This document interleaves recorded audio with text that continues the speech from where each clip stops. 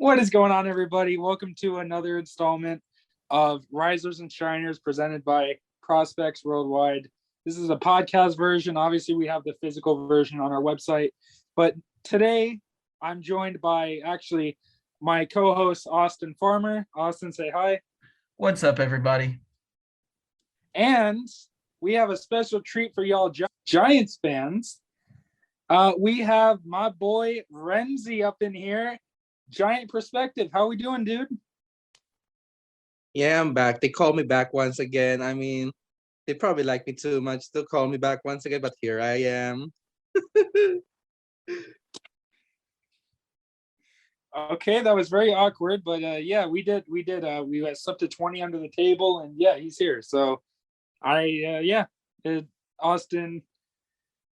how are you doing, man? How are you guys doing? I'm doing all right. It's been a long day, and I'm excited that we're finally at this point of the day where we can talk about the Giants prospects. And I'm hearing crickets from Renzi. All right, great start to the podcast. I mean, you only asked Austin. Come on. I said both of you. Jeez. Okay. All right. Well, I just want to start off quickly. I know, Renzi, you're going to be all over this question, but what do you two think about this Giants system as it stands right now? For me, honestly, I think the system is probably in the bit of a mixed bag, to be honest, because there are some prospects that are doing well, specifically on the pitching side of things, where I think the depth of the system shows out. However, there are a lot of hitting prospects that are kind of an up and down start the season. Like there are some who are really struggling out of the gates, some are injured, and some are really standing out. But the front office philosophy is to take these prospects and assign very conservatively. So you will see like 23-year-olds still playing high A, long time relievers or long time starting prospects still do pretty well in the low minors, like first rounders starting in low A or even in high A.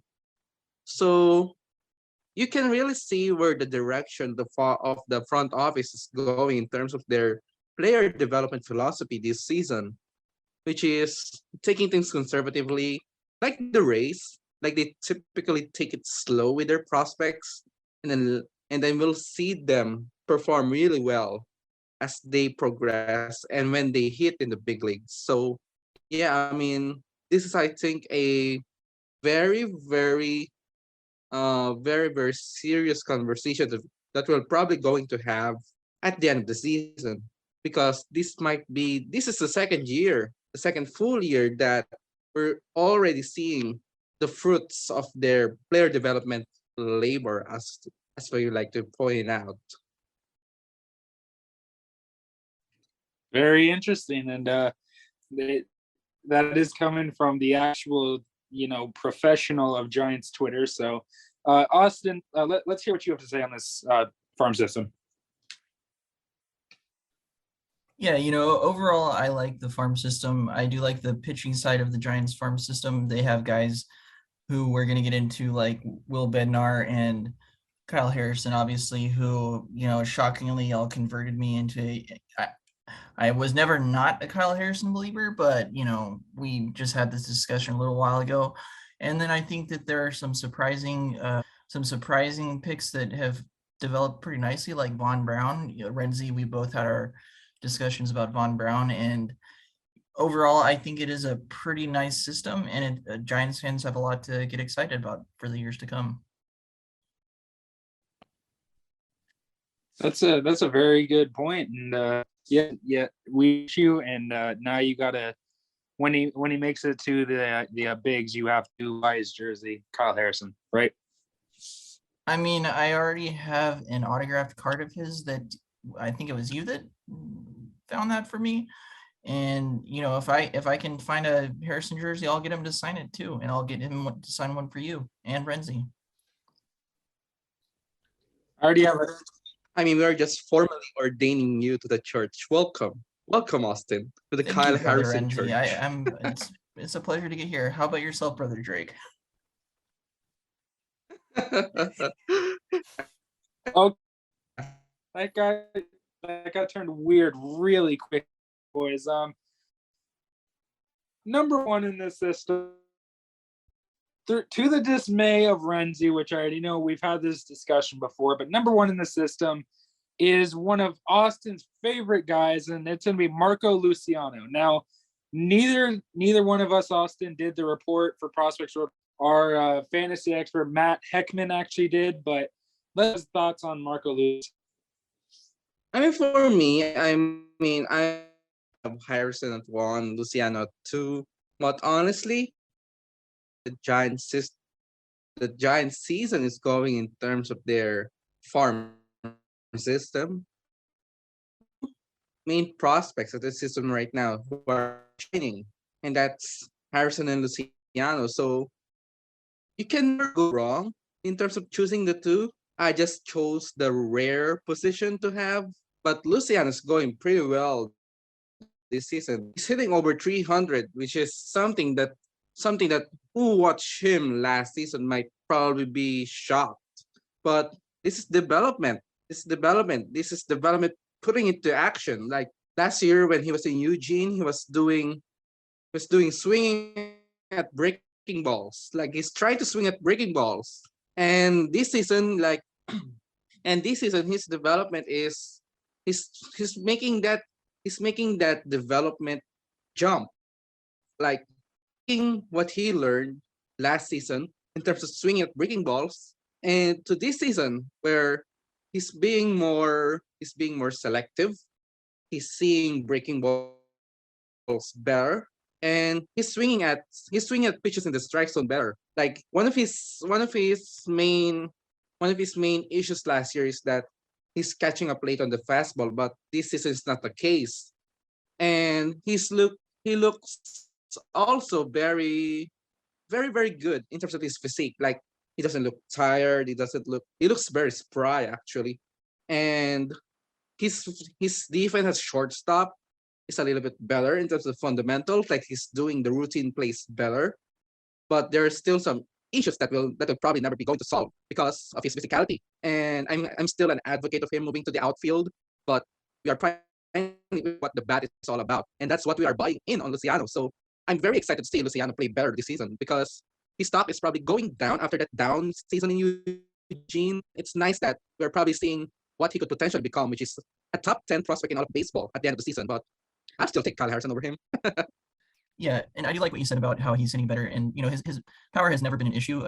Last season he had exit velos in the upper 110s, one as high as 119 miles per hour. That I watched that game on MiLB TV live, and it was a loud home run. So his power has never been an issue. No one's ever doubted his power. And for me, the issue that I had coming from AFL was a lot of swings were just like he didn't care, and it's just like he was swinging like he was forced to be there, and that kind of had me a little bit down on Luciano as well. And it made me question about his durability, I guess is the right word, and whether he can keep up towards the end of the season. And I do think that is one thing that about Luciano that we might see when he is in the bigs. He might be a guy that just starts off on fire to start off the season and then maintains throughout the summer, and then towards the end of the season he might just start fatiguing and really not have strong August or Septembers. Now that's very interesting from the both of you. And yeah, Marco Luciano is looking like a stud. So and like Renzi said, it can't go either or, especially with basically foreshadowing our number 2.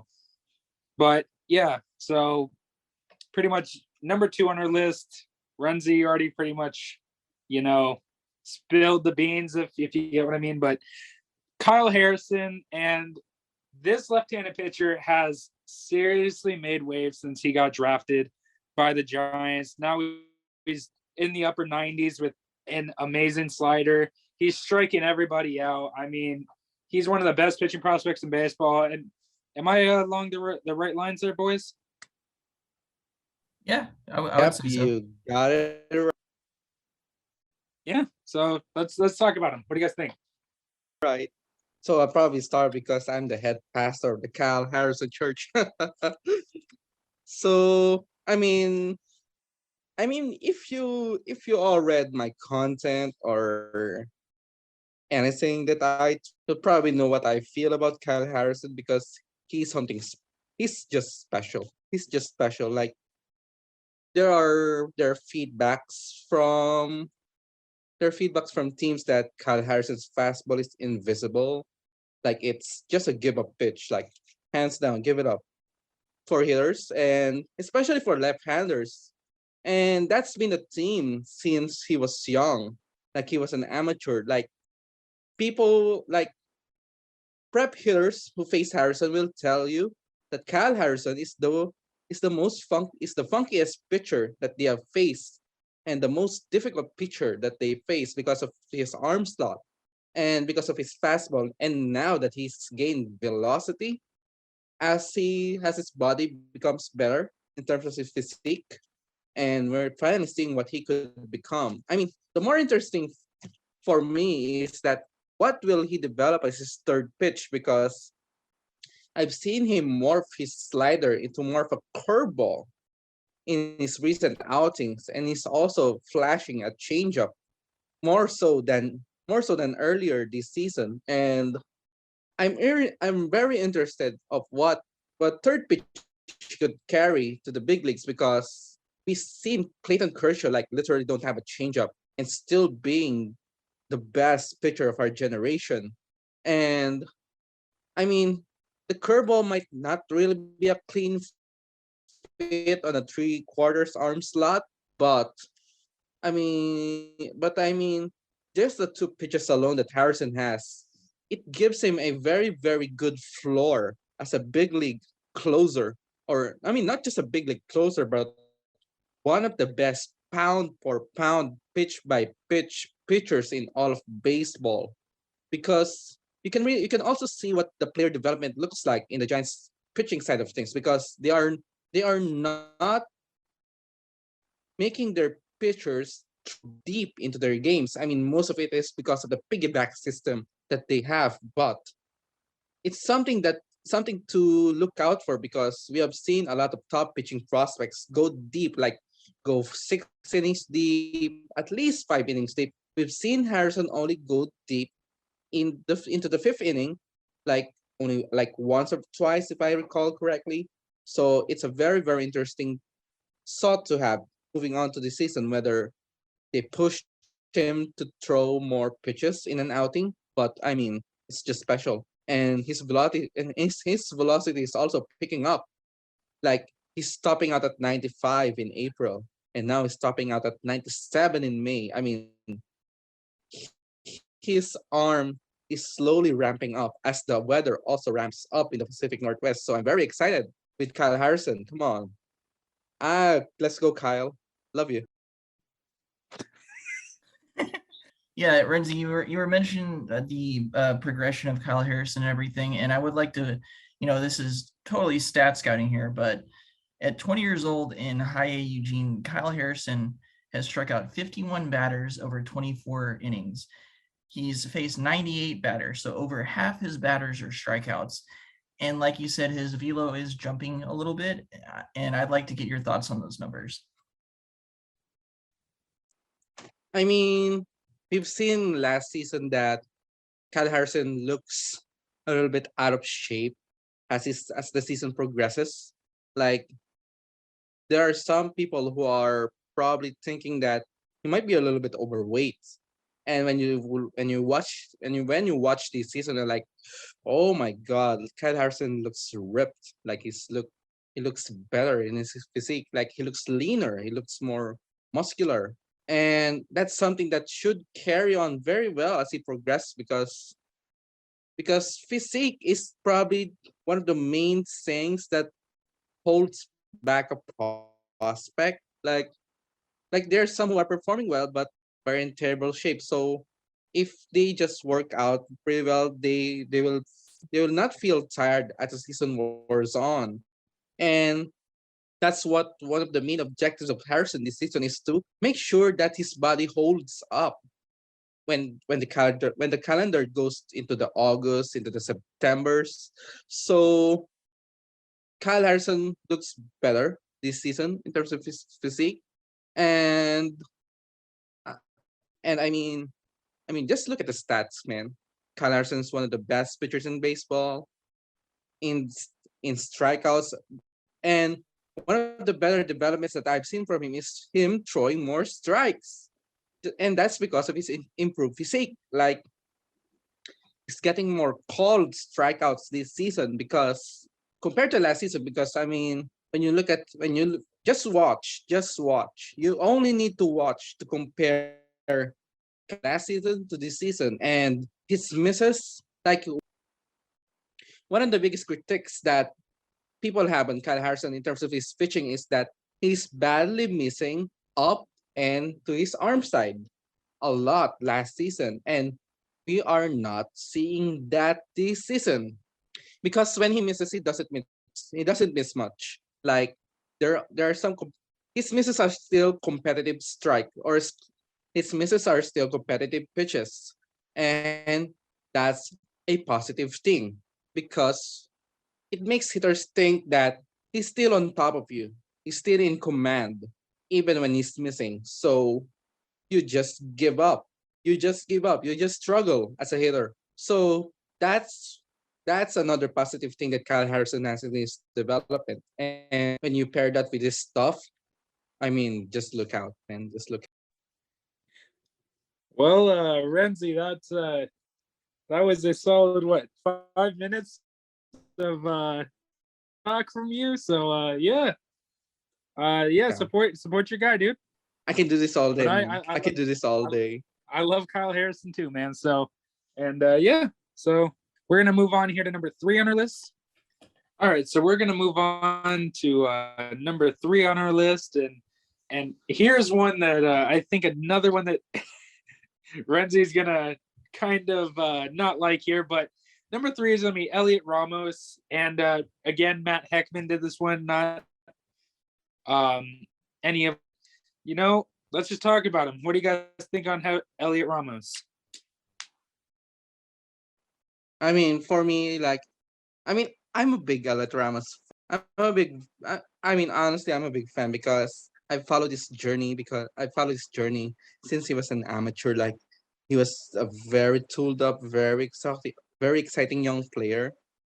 Like, if you look at his draft class and what he became, and compare it to the other people that have been selected ahead of him, like you will definitely see that El Ram is doing very well for himself, and he's only he's only 22 years old, if I recall correctly, and he's already reached the big leagues. I mean, it's just a couple of at bats, couple of plate appearances, but come on, he's still reached the big leagues. I mean, that's just a very small sample size, and I think that he's done very well for himself this season in terms of physique. He's looked very fit. So I think that there are still some development that would happen as the season wears on. And if you look at it, like if you look at his stats, like, oh my God, Helen Ramos is terrible. Helen Ramos is terrible. He's trash for this. He's trash for this past 2 seasons. Like, have you not seen his age? Like, he's always facing like pitchers who are probably 2 or 3 years older than him, at least 2 or 3 years older. I mean, we'll probably not talk about him, but there are some prospects who are older than him that are still playing the high A in the Giants farm system.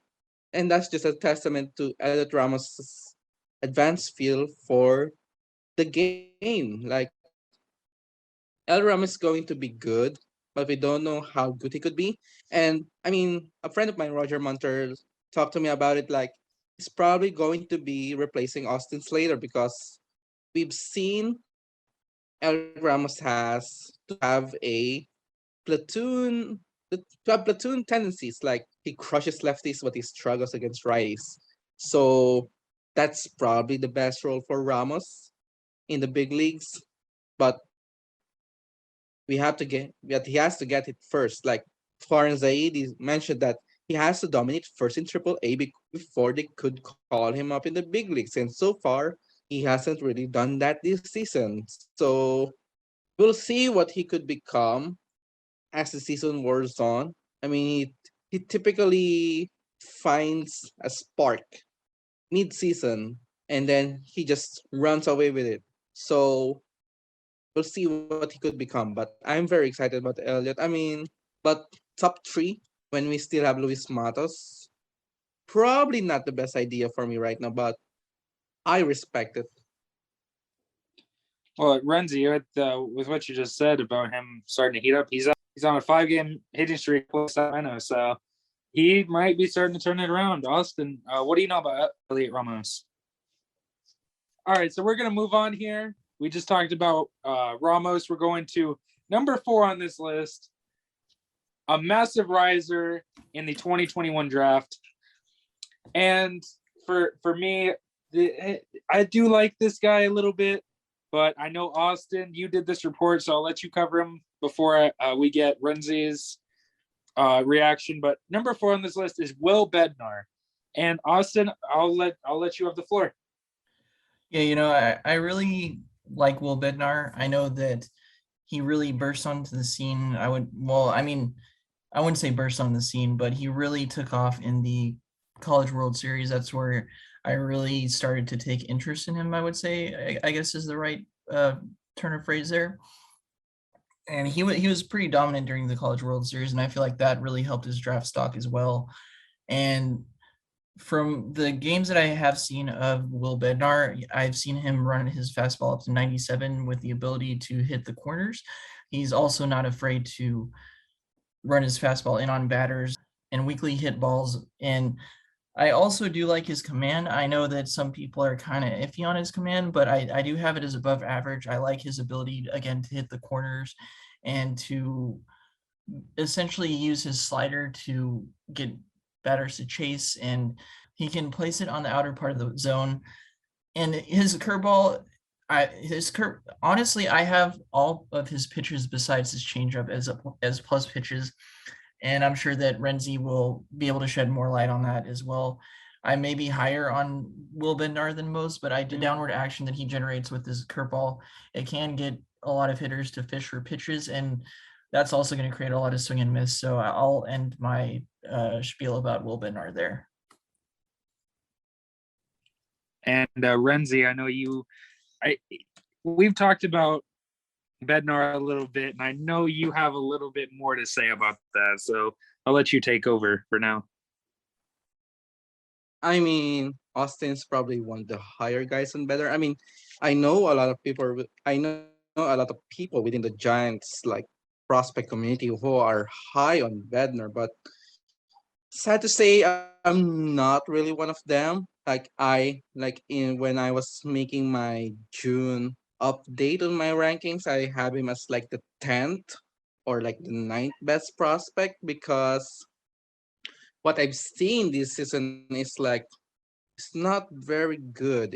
I mean, one stat, just one stat, 61% strike percentage. So he's throwing his pitches for strikes at a below average rate. And there is actually one part of the season where he was hitting more batters more than he has allowed hits. So I mean, Will Bednar's control has struggled mightily, I must say, or like his control is below expectations for me this season. And we've seen him delete his crossfire action in his delivery, and so far it hasn't really put up in terms of the strike throwing numbers or in terms of the performance. Like his ERA for his latest start is around below 2, but his xFIP or like the best pitching stat that predicts future success is around 4. So it's just a matter of when and not if Will Bednar will stumble in his start, and we have seen him stumble in his start in his latest outing where he didn't pitch well and he didn't finish the first inning and he gave up 5 runs. So his ERA now ballooned to 4. And his fastball control is the most critical aspect of the game that I'm critical of right now, because he's just struggling to throw strikes with that fastball, man. Like he's missing everywhere. I don't know what happened to him. Probably be still adjusting to his mechanics tweak, but so far that mechanics tweak where he deletes his crossbar and becomes more perpendicular or more straight towards the plate in his drive to the plate is not really doing well for him. And I had that concern, and the velocity is the another one that I'm concerned, because I feel his fastball is good. Like his fastball is good, but it's not elite or it's not really dominant when it's not in the mid 90s. When it's sitting in the low 90s, like his last season when he was pitching in San Jose, and this season, like, oh my god, he looks very hittable at times. I mean, he's still good. Like when he's back on the corner, he extracts the most out of his pitches. But right now, I'm very worried about Bednar. And based on the track record of the Giants in their first round picks in the Farhan's Zaidi era, I mean, I'm concerned a little bit, but I know he's going to be fine. He's probably going to be a top-notch reliever. That's where I see him right now. And there's still some room for development, but man, man, in terms of his fellow draft classmates alone, he's look like the fourth or the fifth best pitching prospect out of the draft class right now. Wow, that's very interesting, and I like that you brought up some of the other first round picks for Varon's 80. Hunter Bishop. Oh, sorry, my bad. Sorry about that. Bless you there. Yeah, I know. Sorry, I don't know what that was, man. I don't know, but yeah, I don't want to get you too riled up on Hunter Bishop, so we'll just move forward if you guys are cool. Yep. I mean, another one of the first round picks that they have is Frantic Bailey, and they're like, oh, Joey Bart hitting below 200. Where the hell is Patrick Bailey? Call him up already. And we'll see Patrick Bailey has an OPS of 612 in high A. In his second time in high A, his OPS is 612. Like, seriously, his batting average is 192. Like, wake up, Giants fans. Patrick Bailey is not good. And he's gotten thicker. All right, well then. All right, so the Giants fans, there's a call from Renzi to, I guess, wake up, but I don't know. But number 5 on our list, I'm actually pretty excited to talk about, because Luis Matos is, I think, arguably one of the, in my opinion, he's very underrated, even though he is top 5 for us right now. I just don't think he's not really talked about, if we're being honest here. But Matos, to me, could easily be the best prospect in the system in a year or so. That's my old bold take right there. But yeah, Matos is an absolute stud. Just watching his video, there's a lot of loud tools across the board for him. So yeah, what do you guys know about Matos? Matos entering this 2022 season is being talked about as one of the 3 best prospects in the organization right now, alongside Harrison and Luciano, because of what he did in low A last season. I mean, he won team MVP for the San Jose Giants, won the title last season in low A. So this season, Matos hasn't really picked up. Like, I've charted his struggles in April. Like, I watched every available video, because only Hillsborough and Eugene have access to video. In the High A West, like, there are a lot of teams in the High A West, or like the Northwest League now. So to have only 2 teams who have the ability to have video is pretty depressing to me. But luckily, the Giants are one of those teams. So yeah, I got to watch Matos. But this season I feel like he's overcompensating for something. Like his tendency is to put the ball where they're thrown at. So if it's thrown in the inside part of the plate, he's pulling it. When it's in the middle, he's swinging it, he's putting it up the middle. And when he's thrown a pitch away, he's going for it in the opposite field. But when I watch him, everything he pulls. Like even the outside pitches on the edge of the strike zone, he pulls to the turn for a ground out. Like there must be something wrong with him physically, but I have not seen him like go out of his approach. Like he's taking easy pitches, like he's taking easy balls, like pitches way out of the strike zone. He's not swinging at it. He's disciplined, and he's swinging at pitches that are in the strike zone. So for me, there's something wrong with him physically. Like he's going to be fine, but there's something wrong with him physically, and we have not seen him play since early May. Like I think he was out since the May the 4th, or like May the 2nd to 4th. So there are he's probably rehabbing right now in some form of undisclosed injury. Like I have tried to get that information, but I have failed to do so. And unfortunately, that was the case. So I think Matt is probably going to be fine, but to have him this low for you guys is probably a bit of a disappointment, because what Matos has done last season is very, very good. Like we're talking about one of the best pure hitters, if not the best pure hitter in the Giants farm system right now. So yeah, I mean that's just my thoughts on Matos. You're probably lower than him than most, so I mean I'm going to roast you guys for that. Blame Austin. Well, yeah, I'll take the blame for that, but yeah, I really do like Luis Matos. I think the one thing that kind of I have an issue with, I don't think that his swing is as compact as it could be, as I've seen, and I think that his swing is a bit long, and I think that maybe where he's pulling a lot of things, and I think that his power I do like his power, but I think maybe that's something that he's trying to work on more this season. And again, like you said, he might have an undisclosed injury or something that he's working on. So how his progression will be this season, I guess, will all depend on how he comes back.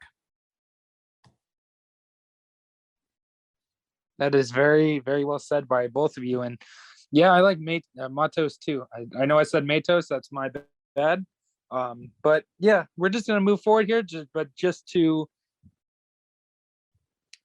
for a reminder, we do have Marco Luciano at 1, Kyle Harrison at 2, Elliott Ramos at 3, Will Bednar at 4, and Luis Matos at 5. And now we get into the fun part of this podcast. And no, I'm not talking about my jokes, as those are pretty funny. But number one on our risers is Austin. I know you're a big fan of this guy, and I'm gonna just say his name outright, and you're probably gonna wet your trousers. But it's gonna be Nick Sweeney. Austin, go ahead and take the reins for me there. Yeah, I really like Nick Sweeney. He was a stud coming out of North Carolina State, and after he had I feel like he really rose a lot after the dominant debut that he had last season that saw him have an ERA under 1 at 0.84 while striking out a bunch of batters. I do think that there is a bit of reliever risk with him. I guess it depends on the pitching staff that he's a part of with the Giants. I think that he should end up a starter. He's only a low 90s pitcher. His fastball is really not all that special, but what really sets him apart is the deception in his mechanics. He really uses the deception well, and he's got really quality off-speed pitches. I have both his curveball and a changeup as above average, and I do like his control too. It could be a bit better, but again, the way that he hides the ball and how he deceives hitters with his mechanics, that's something that really helps him be honestly a standout pitcher. And I think that with a strong 2022, that he will definitely skyrocket through rankings. Now, he is 23 in high A Eugene, and I have watched a couple of starts, and yeah, he has really deceptive mechanics. He is off to a bit of, I wouldn't say a bit of a slow start, but his numbers aren't all that amazing at high A, but he does have a very low hit per 9, and I think that, again, yeah, if he continues to keep the hits down, and he's not necessarily going to be a huge strikeout pitcher. I know that he has racked up a lot. He did rack up a lot of strikeouts in college and his debut last season, but overall, I think he'll put average strikeout numbers, and I think he'll have solid command. But yeah, Renzi, let's get your thoughts on Nick Sweeney.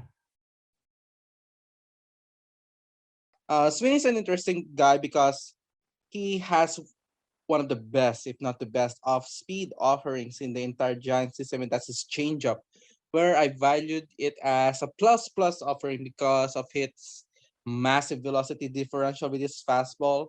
So when you compare his fastball has a lot of vertical movement, like it has a lot of rising movement, and when you pair it up with the changeup's drop, it's just a very unfair at bat for a hitter. And it's incredible because it throws from a high 3/4 arm slot. And how can he generate that much movement?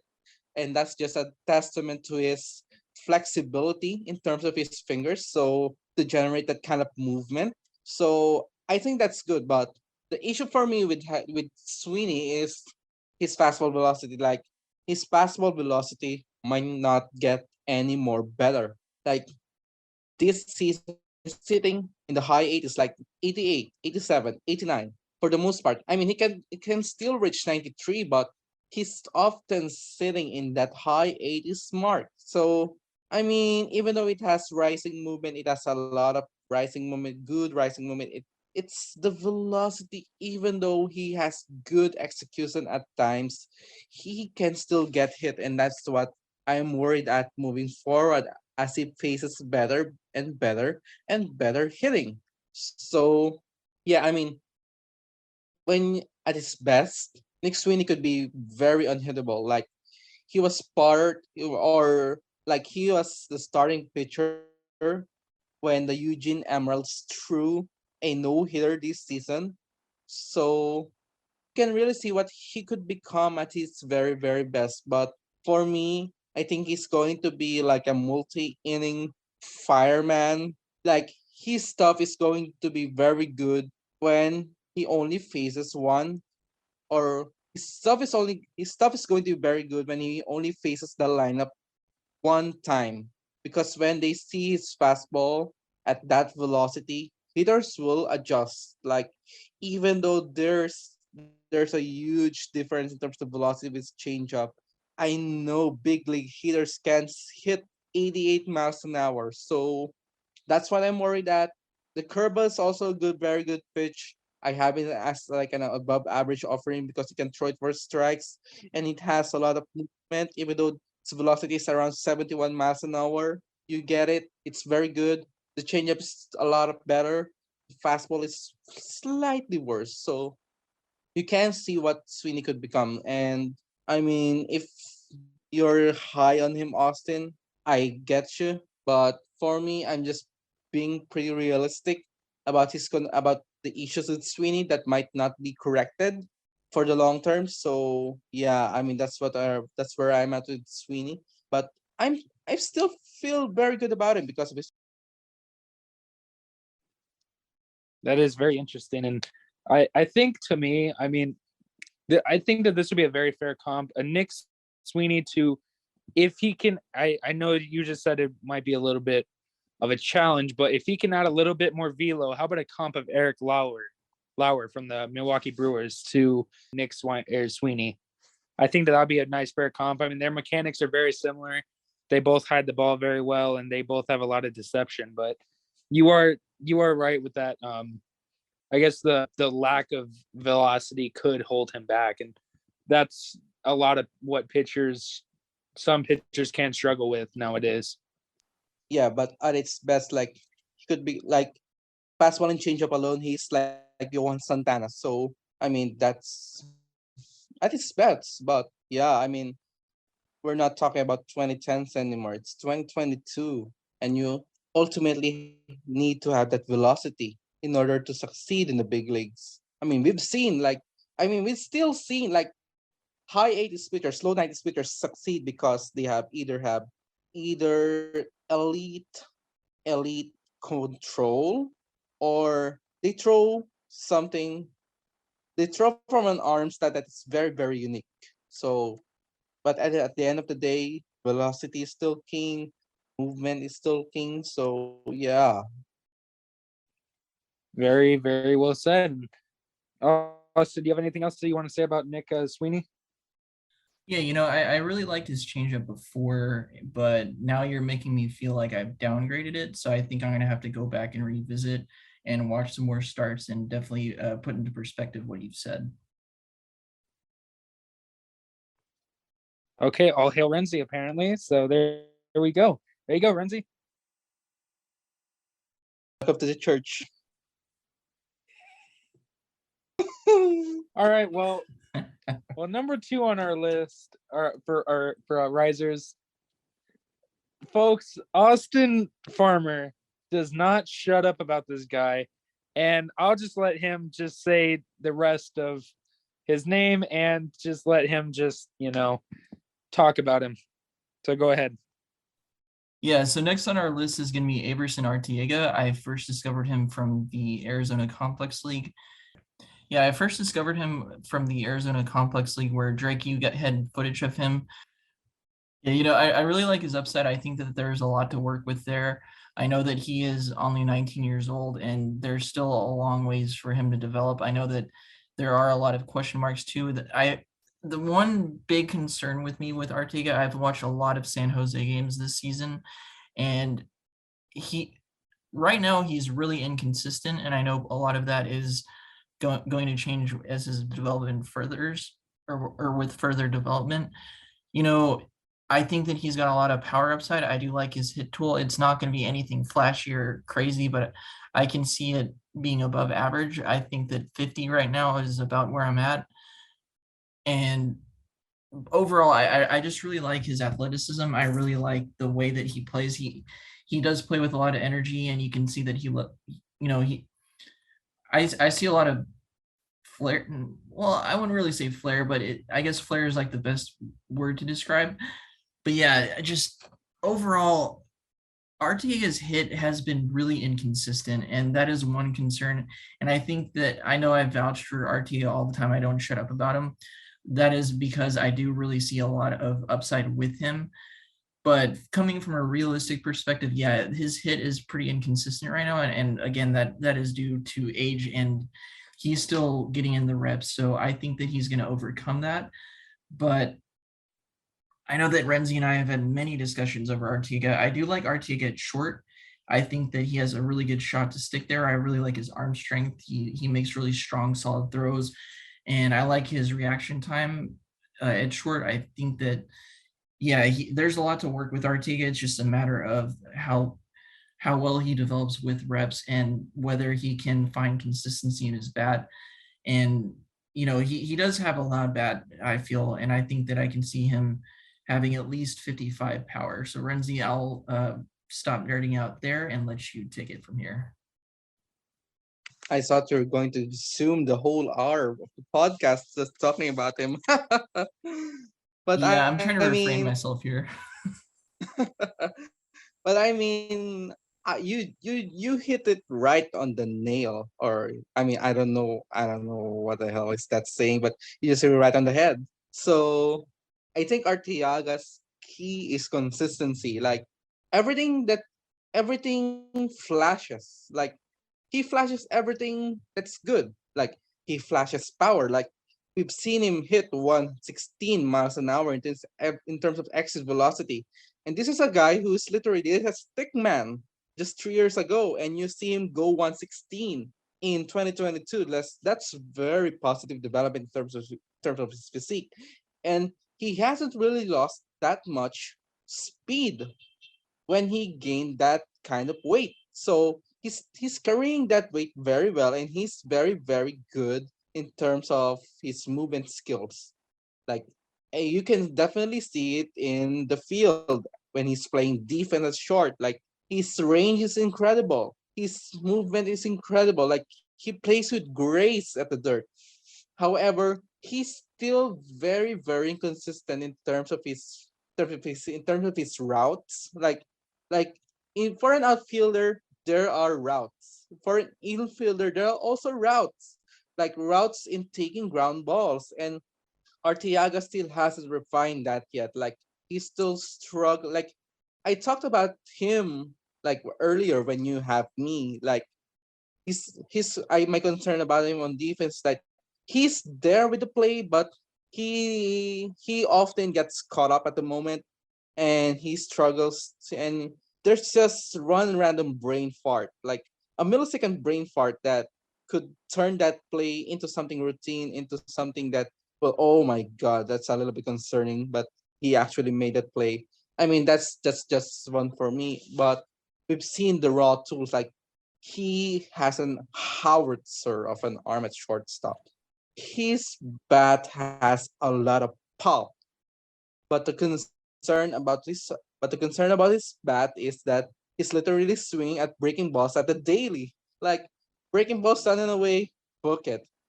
Artiago will swing at it, and he's going to most likely miss it. So that's my issue for him. But when he connects, oh boy, I just hope that he can put it all together. But the concerns are worrying enough for me to not really buy in fully. I mean, for me, I mean, this might be a little bit harsh. I've already said about it before to you guys, and I'll say it again.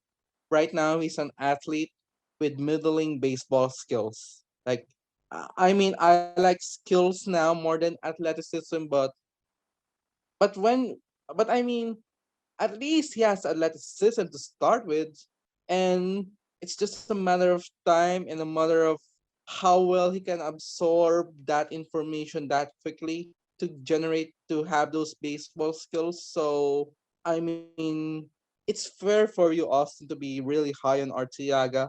I'm I'm still a little bit conservative on him, but when he fully puts it together, like when someone puts it together, like I'm going to rank him pretty highly that quick because he has that baseline. He has that baseline of athleticism. So yeah, Artiaga is a very interesting prospect. Yeah, I'm going to say one more thing about Arteaga, and I can't agree with you. He really has a hard time adjusting his swing too, and if he sees a pitch that he likes, he's gonna most likely swing at it. That being said, he's only 19 years old right now, so I think that the clock is gonna start to happen for him. I think that he is going to adjust over time, and once he gets more reps and once he gets better coaching in, I think that he is going to figure that out. I wouldn't go so far as to give him a 70 hit, but I think that maybe a 55 hit is realistic for Arteaga with plus power. And yeah, I was mentioning earlier that he does play with a flair, and that's something that I really enjoy watching because he's just happy being on the field. And I think that, again, yeah, the further his development takes him, I think that he's really going to tap into everything. And yeah, I really can see him sticking it short. I can see him being a really big shortstop, or not in physicality, but just he's going to be a really popular player, and I think he's going to have the city of San Francisco. He's going to have their fan base, and I think that he's going to be one of the more popular players in the big leagues. I told you he's I going mean, to you're run not. his. I told you I he's mean, going to run his mouth into about an hour because of him. I mean, you're not wrong about the entire him getting big thing with I mean, his card prices are already insane, so it's Yeah, his kind of first moment interesting, autos are but nuts. yeah, exactly, and that's ridiculous. I'm sorry, but number 3, we're just gonna move forward here, and we're gonna have to check on Renzi after I say this name because I know he's very high on this guy. I'm very high on this guy. We've talked about him before on Prospects Overload, and number 3 on our list is right-handed pitcher Ryan Murphy. And just for me, I think that underrated in this system, and especially for what he has done for the Giants so far. It's just insane. And guys, let's talk about Ryan Murphy. I'll start because my mouth will probably go for an hour because of him talking about him. Just like Austin Artiaga. I mean, Ryan Murphy's incredible.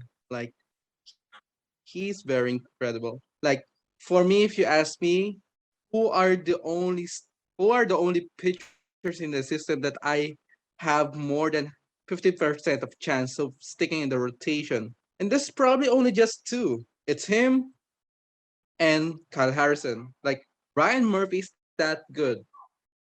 I mean, he struck out the third most batters last season for a good reason. Like he has a stuff. He has a stuff. Like let's talk about the stuff first though. So the fastball is only the low 90s. So what's to like with the low 90s fastball? Well, he has above average vertical and horizontal movement at the pitch. So yeah, he has movement. What else does he got? So he has elite control of his fastball. Like he feeds he feeds on that outside part of the plate on the right-handed batters. Like he will toy with them. Like he will spot it, bang, bang, bang, fastball on the outside corner, fastball on the outside corner. Like all day he can do it. I mean, he will still tease you with that fastball out inside the right-handed batters, but most of the time it's that comeback fastball. Even though it's in the low 90s, he's relentless. I mean, he's relentless on it, and he will throw it nonstop. And that's what makes him very good. And that fastball, like he is only one of the very few pitchers in the system that down and away on the black pretty consistently. Like you will be with what he could do in the baseball in terms of throwing into the strike zone. Like I mean, like if you're familiar with the Cubs, like Caleb Killian is probably one of those pitchers. I mean, he was with the Giants last season, and he's probably one of the only few pitchers who can also do that. And Kyle Harrison as well doing it this season. And Ryan Murphy probably does it better and more consistent than Harrison. But I mean, yeah, is a very good control pitcher. I mean, not just the fastball, like his slider is his best secondary pitch. Like the slider has a potential to become above average as well because he has exceptional vertical movement. Like the spin is not exceptional, but the movement is late and it tunnels well with his fastball, and it takes a lot of guts, like a lot of balls even, to throw it back and not hit any left-handed batter at all with that slider. Like he will locate it there at the daily against any left-handed batter and he will not hit them. Instead, he will get a lot of swing and miss. And that's very good. So you already got that feel for that fastball and slider to toy with the batters very easily. And developing a he's developing a third pitch and he's flashing a changeup that looks, oh my god, like even though he's only pitched just once this season because he had back spasms once again, so the changeup has that very slow mo motion, and the movement is still not very much there because it's the first start of the season. He needs more reps to make it more consistent. But I've seen the potential of it being another above average offering because he throws it with fastballs, arm speed, while having that slow motion, like that slow motion difference in terms of the video. Like you can tell that it's moving slower than the fastball while having this fastball arm speed, and he has the potential to become very deceptive. Like and he still also has that curveball that he can throw from early in the count. So I can ramble on this all day long, just like Austin and Artiaga, but Murphy is incredible.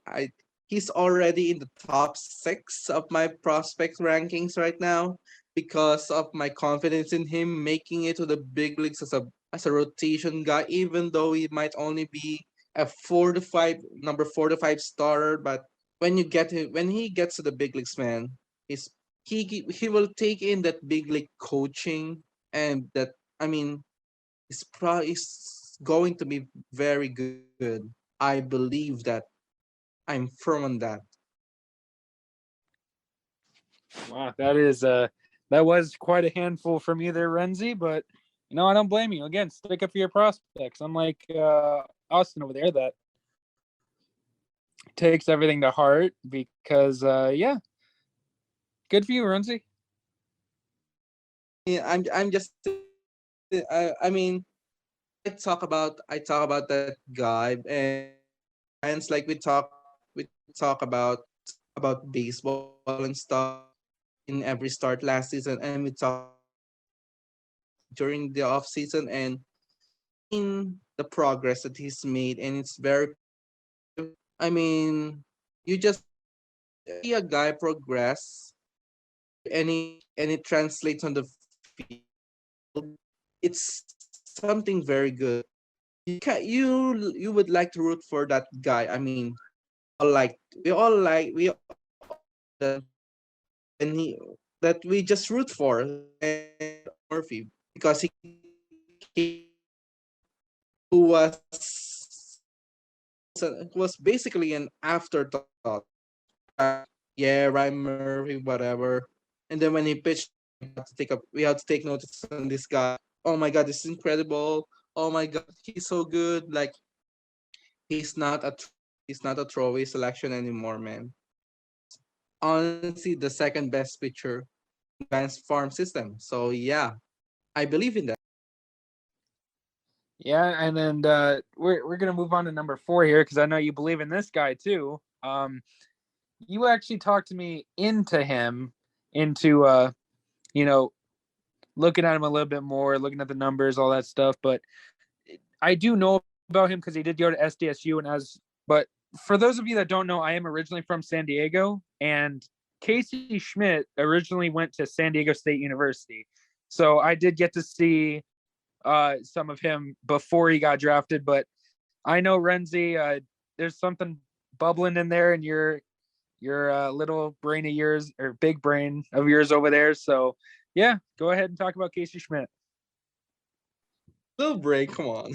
You can do better. You can do better than that, Drake.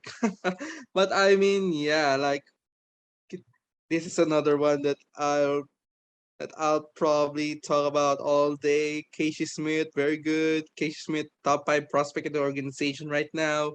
Casey Smith, potential big league stud.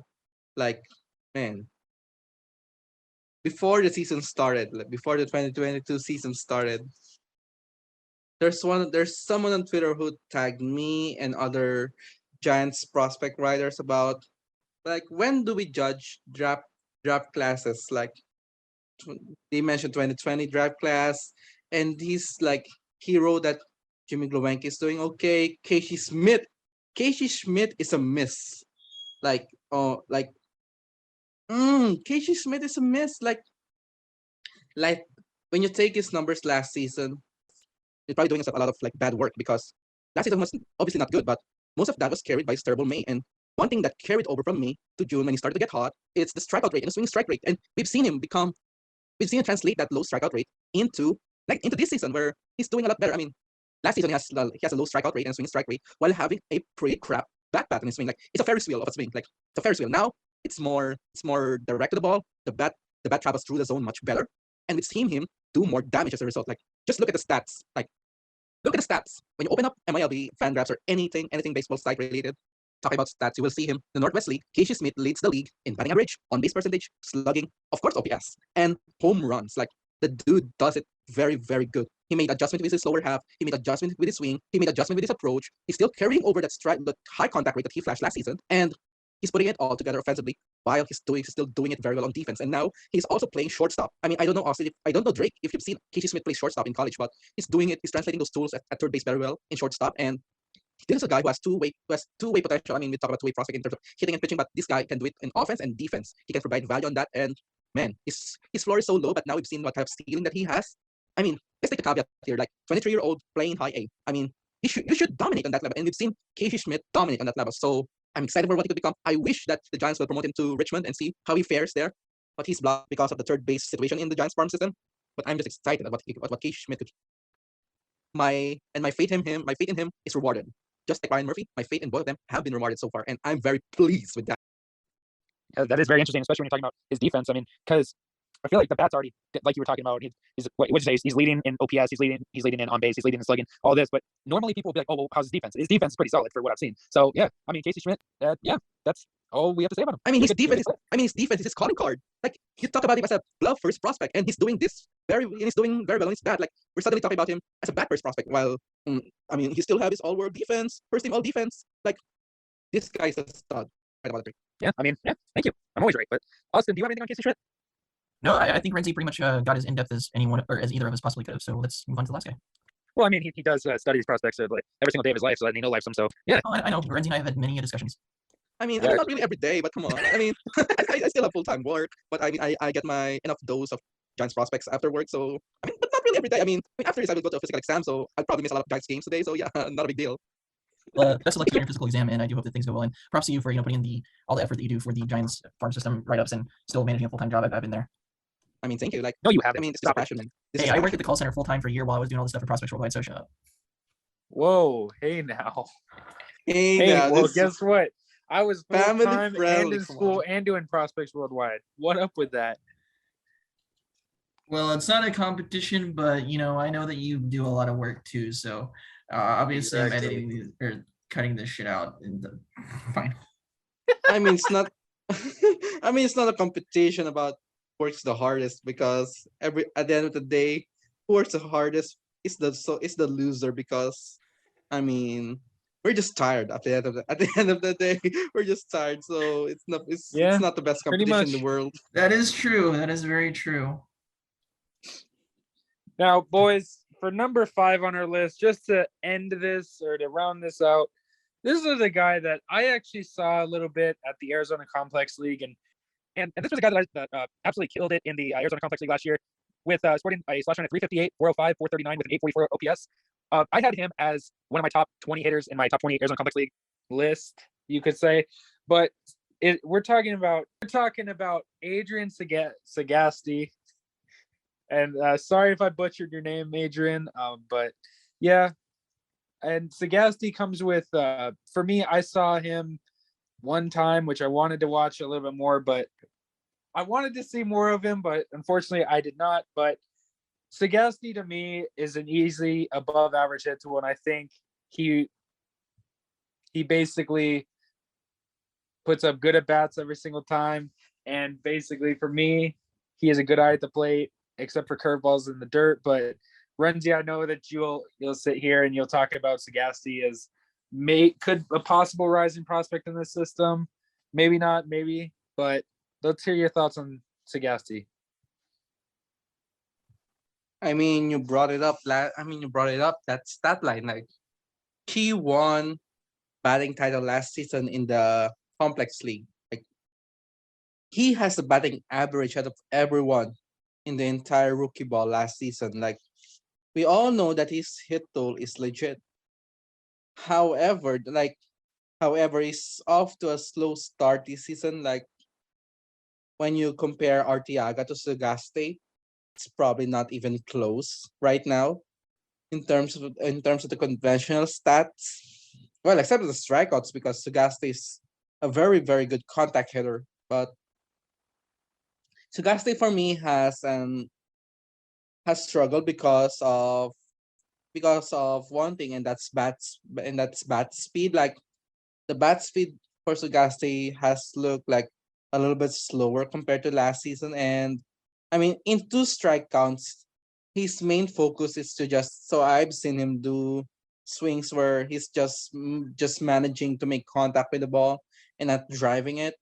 I mean, that helps the strikeouts, but that also drives his slugging percentage down, because He's not making solid contact or like hard contact with the ball into strike counts. So Gaste is struggling with that, and he's also struggling to tap into that power as a result of his contact heavy approach. And I'm not faulting him for that because he's good in what he can do, or he's good with what he does. But I want to see more power with him because I know he has it because his frame is built like a power hitter, and I hope that he can tap into it more into his raw juice in this season because that's just his final frontier, to be honest, before he starts to take off. Because we've known he can make contact.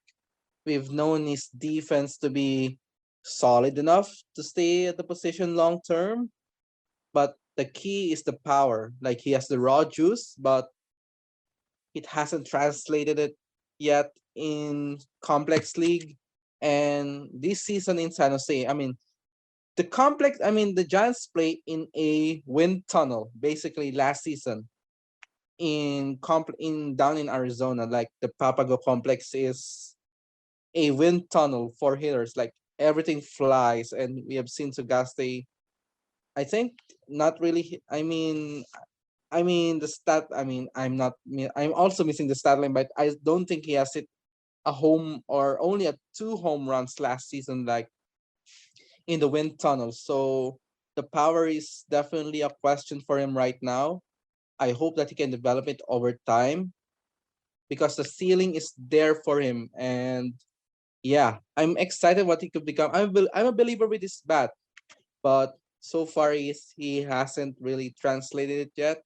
So yeah, I'm excited about Sagasti, but probably not as high, but probably not as high as it is coming into the season. Yeah, and that's a very good point because nowadays, you really need to have power because very few guys, unless your hit tool is a 70, very few guys are going to be able to basically be a staple in any lineup going, just because power is the name of the game nowadays. Like you can't go, like Joey Gallo is a good representation of that. Like, he gets on base and he's high power, but he's probably at best a 40 hit tool player. But that power makes even up 30, even 30, maybe 30 exactly. But that power makes up for it. So, like you said with Sagasti, I like him a lot, but you're right on that power. You hit the nail on the head. That's the saying that you were trying to get earlier. But you hit the nail on the head when you said that. It's all about the power with him. And yeah, if you guys look on Prospect Worldwide's YouTube, there's also video of Sagasti on there, and that is also by me. And yeah, all right, boys.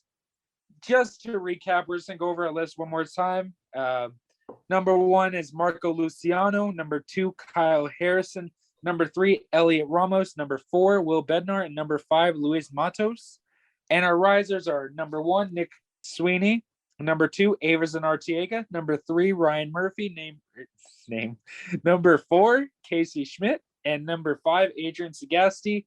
And now, boys, I got a massive challenge here. For you listeners that know, this is a time where I ask them to dig deeper and give me one prospect that we didn't even mention who will rise into something special.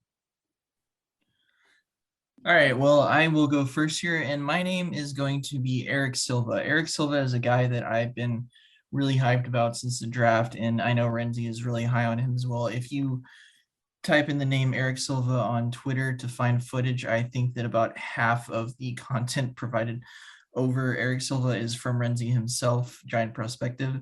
So, to dig a little bit into Eric Silva, he was, lower 90s coming out of high school, but he's since developed into the mid 90s with quite a bit of life on his fastball. I understand a lot of pitchers nowadays can hit mid to upper 90s with a lot of life, but Silva is no exception, and he has just a devastating curveball. There's so much drop on that curveball that with the velo difference and the drop, and also mixing in his slider there, which is also devastating. I think that Silva could potentially possibly have 3 at least above average to possibly plus pitches. You know, I would like to see more of a changeup develop, and I do think that his command will be about average, but I think we're going to see a very high strikeout guy with Eric Silva. And yeah, just Giants fans, watch out. How he fell to the 4th round is beyond me. And yeah, Austin, that's very interesting on Silva. And now for what everyone has been waiting for, Renzi's prospect that's in a rise. Let's hear it, buddy. I mean, there are a few risers in the season, but there's only one winner, and that's Grant McCray. Like entering this season, like Giants prospect riders community is our high on McCray, but we're just waiting for him to break out. And we've seen him break out this month. Like his stat line suddenly skyrocketed into the top 5 in every category, hitting wise in the low A ball. Like McCray has the tools, has the raw tools. Like I've timed his home to first base time below 3.9 seconds. I mean, that's elite for a hitter who swings on the left side of the plate. And he's very, very good in terms of his raw speed that translates very well his defense. He reads the ball very well in the outfield. He's played primarily center field, and that's his best position. And he could easily stick at that position because his instincts are that good. He's the son of a long-time minor league outfielder who is famously clipped as someone who ran through the wall into the outfield. I mean, just look it up. Rodney McCray. It's a lot of fun. It's a lot of fun to watch. I mean, I watch it probably hundreds of times. I'm never tired of watching it. But yes, go check that clip out. And Grant McCray's bat is heating up. He's eating right-handed pitchers for breakfast. Like he's made a lot of adjustments at the plate. I mean, his swing has undertaken a lot of swing changes since his rookie days. Like I've seen him drive the ball much better this season, and that's a result of him putting in more weight. Like when I've seen him in complex league in 2019, I've noticed that the bat is heavy on him. Like it feels like the bat is dragging. He's pushing that bat, and right now it's almost effort. The bat pad is incredible. It's much cleaner, and the approach that I've seen from him in rookie ball, like his approach in rookie ball is very good for a guy who played a lot of sports. He played track, he played football, he played baseball as well. So I mean, for a guy with that kind of multi-sport background to have that kind of approach in complex league is it's actually exciting. And now he's putting it all together in full season ball in San Jose. And the only thing that I'm concerned of for him is that he has a massive platoon advantage or platoon splits, or he has a massive platoon split. So he's very good at hitting right-handed pitchers, but he struggled against left-handed pitchers. Particularly, he struggled at picking up left-handed breaking balls. So McCray has the potential to become like a 5-tool prospect, but the hit tool is what holds him back. But we've seen the Giants turn these platoon-heavy prospects and turn them into very, very serviceable guys in the big leagues, and not just a quadruple A players, but legitimate big league everyday. And based on the tools alone, with him and with his baseball skills catching up with him, now that he's turned like 21 years old and he's on that sweet spot that we're talking about in terms of that development curve. and we've seen him grow in. I've seen him grow in my very eyes. Like the growth is incredible. And right now, for me, McRae is in that top 10 prospects right now because finally the baseball skills have caught up with his raw tools, and I'm very glad to see that. And I'm excited for what he could become. I think that there's enough to to push him into a big league role. And I mean, initially my comp for him is John Jay, that long time Cardinals outfield. I mean, you know that, Drake. You know John Jay. And Of course, I McRae know probably John Jay. has, yeah. Amazing. I mean, McRae has more pop than John Jay's, that while having a little bit of what I mean while having a lot of things that John Jay does. So yeah, if that's what makes you excited, Austin or Drake. I mean, Austin hates the Cardinals, so yeah. So yeah, I mean, No. I just hate David Freeze. And Lance Berkman. No, are you kidding? The Big Puma is one of my favorites. Also, we have 4.5 minutes. Yeah, no, his David Freeze hate is completely unnecessary. I don't know why he hates David Freeze. Game Yeah. Sorry, jeez, my bad. My God, dude, my throat just. That's twice today, guys. I'm sorry about that. Oh man. But anyway, was there anything else you wanted to say there, Runzi? oh no. No, I'm good okay. now. All right. Well, I'll make mine really quick. Basically, mine. I think he is hurt right now. He did have Tommy John surgery, which that is unfortunate because I was really hoping to see him this year. But my name's gonna be Carson Ragsdale, and to me, he has one of the best curveballs in the Giants system. It plays so well with his fastball. He's gonna get plenty of swing and miss with it. His only problem is he is already gonna be after Tommy John. He'll be 24, so he might be a little bit of a late bloomer. But I just think if he can stay healthy, Carson Braxton is gonna be a massive name to watch in this, especially with that fastball curveball combo that he had. His scenario is he is a reliever, which that would be very degrading for his stuff that he possesses. But yeah, Carson Braxton is my guy in this system, and I will keep saying that until he's no longer in the system. I mean, I hate to pop that bubble for you, but it's not actually Tommy John surgery. It's actually thoracic outlet, thoracic outlet syndrome that he had surgery. So I mean, yeah, that's just what I had. That information. Okay. Well, you know, I read online and got there because I saw he was on the 60-day DL. So, and I saw that it said Tommy John. So I thought, well then. So wait, this will just be like this won't be in here, but isn't that the one where they don't actually do the surgery? They do like the injection, or is that like something different? It's actually worse than Tommy John. Oh, fuck. Oh crap. Okay, well, all right. Well, Renzi, that did pop my bubble a little bit to hear about. It's a surgery worse than Tommy John, but yeah, let's end this. Always, this has been Giants top risers and shiners list presented by your host Drake Man. You can follow me on Twitter at DrakeMan4, and I was joined by Renzi and Austin Farmer. Guys, anything you want to plug? No, I'm good. Thanks for thanks for everyone for listening. Thanks to everyone for listening, and catch you all next time. Peace. I mean, for me, you can catch my content at Around the Foghorn. I also have a Patreon that you will subscribe to.